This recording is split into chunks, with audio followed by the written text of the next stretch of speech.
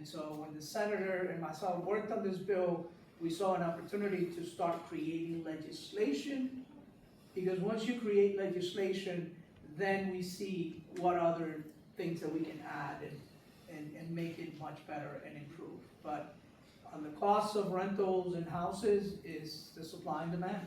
There's more demand than supply.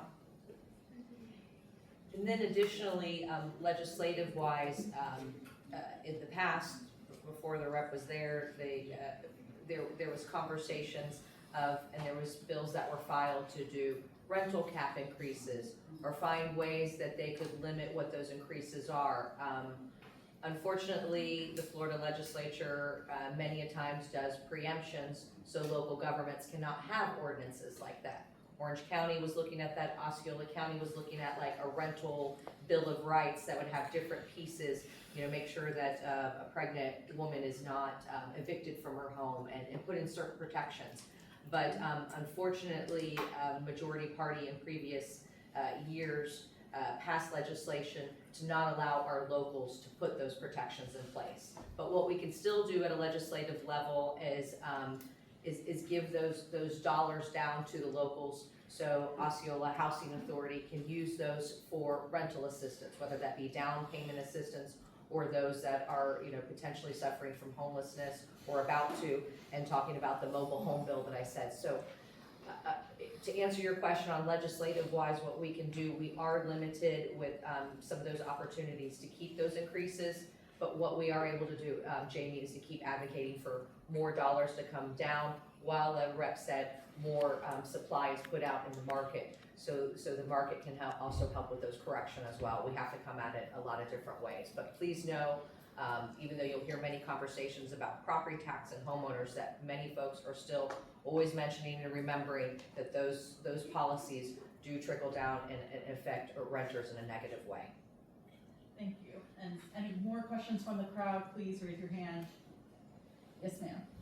Actually, something that worries everybody. I mean, you mentioned CDD, and CDD Yeah. was created with a perfect functionality. Mm-hmm. But I live in Concord Estates.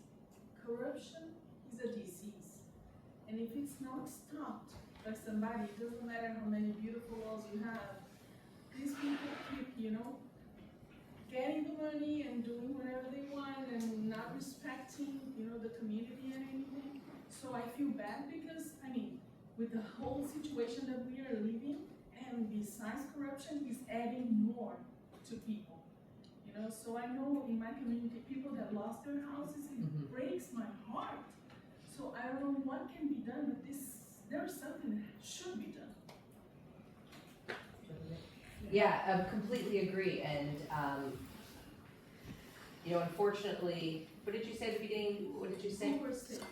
But what did you say? You said corruption is a disease. corruption is a disease. I like that. I wanted to write that down. And unfortunately, we have to let due process happen, of course. And what Concord Estates did not have before is they did not have a recall situation. That's what you all unfortunately found out when you tried to get them, these folks out of power, is that, well, great, we can call the sheriff's office, we can do all these complaints, but while the due process is filling out, these folks still have the bank accounts. So, in these individual situations, that's why we have to find out, well, how the heck can we fix that situation? Well, we need to get those people away from the bank accounts, which you all were trying to do. So now we work on legislation for that to happen. So unfortunately, you all did, but the next community that I'm knocking on wood, I hope that doesn't happen to, but that they're able to start this process right away.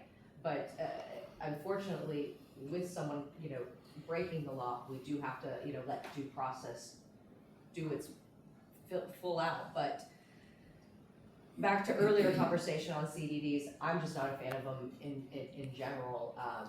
They are not designed as the rep said what their original intent is, and you all are paying for, I think, equipment for a playground and stuff. That's never what the intent was.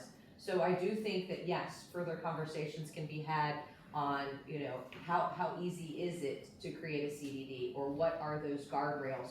Because once we got into it, I think it's been about 10 or 15 years since anything has been done with that statute. So we would definitely like to work with you all and others throughout the state on what some of those specifics are, because unfortunately what happens sometimes is, I think in the House they had a big HOA bill, but when you have this big bill with all these different parts, everybody comes and starts fighting about it, doesn't like this, one chair doesn't want to hear it in the committee because he doesn't like one part of it. So a lot of times it's smarter and more strategic for us to find one specific problem or issue that we work on fixing and take one bite of the apple, and then we're able to go back for more. So we're glad to work on more, but I do wanna say, we have to get the governor to sign this, but this is a great deal in the right direction, but definitely wanna work on other ways to potentially help you all, but also other communities that are suffering the same thing.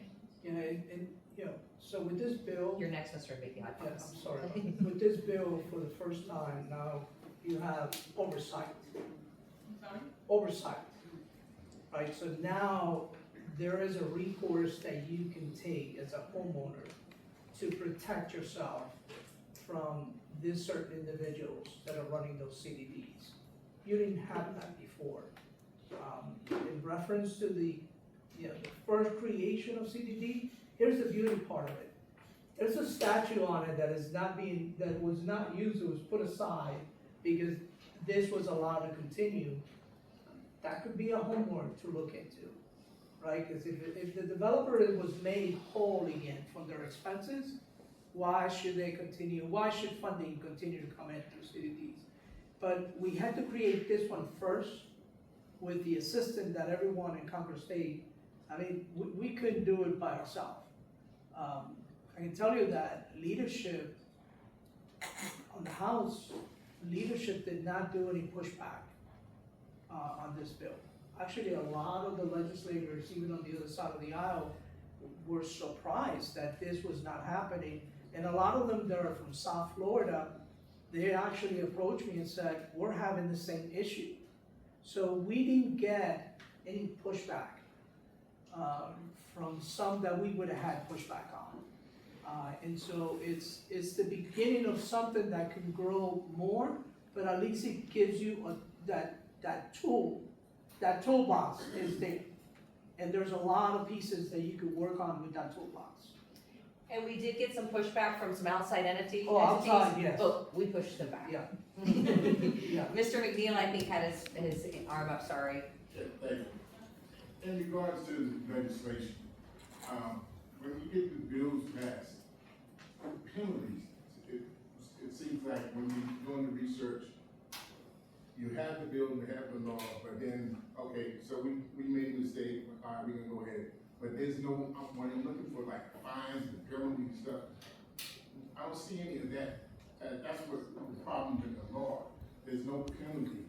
They know they can get away with it because, hey, there's nothing in it, they have no recourse, so you can go ahead and find it, you're not finding it. You know, with our current situation in Concord, with the JLAC, you go into the audit, the problem is, they do the audit, and when they come back before the committee has no, you have no problem. It's like, okay, this is what we found, that the community is in violation, but there's no penalty. Who gets charged? Who's gonna get charged for that? That's the problem there. That's the biggest problem.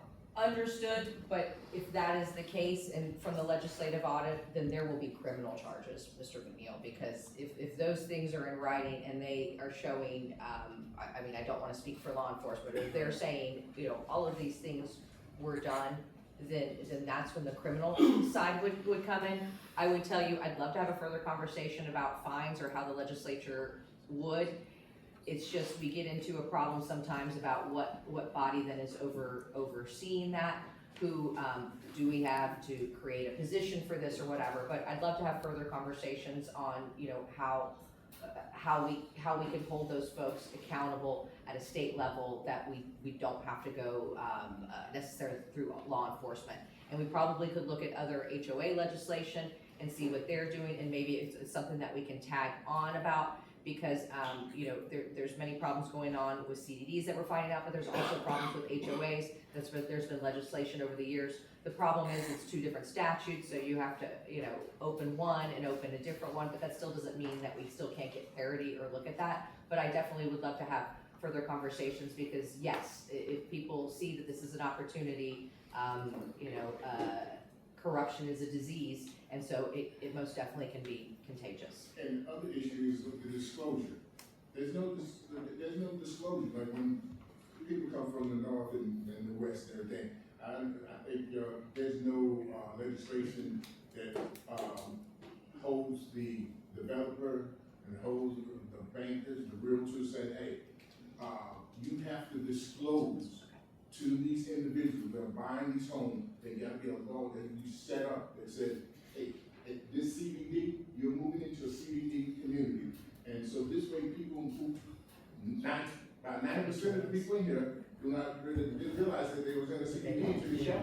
Because that's what the realtor says, this is how much it is. Yep. The developer, we already know the developer and the lobbyists are gonna push hard because they don't want that.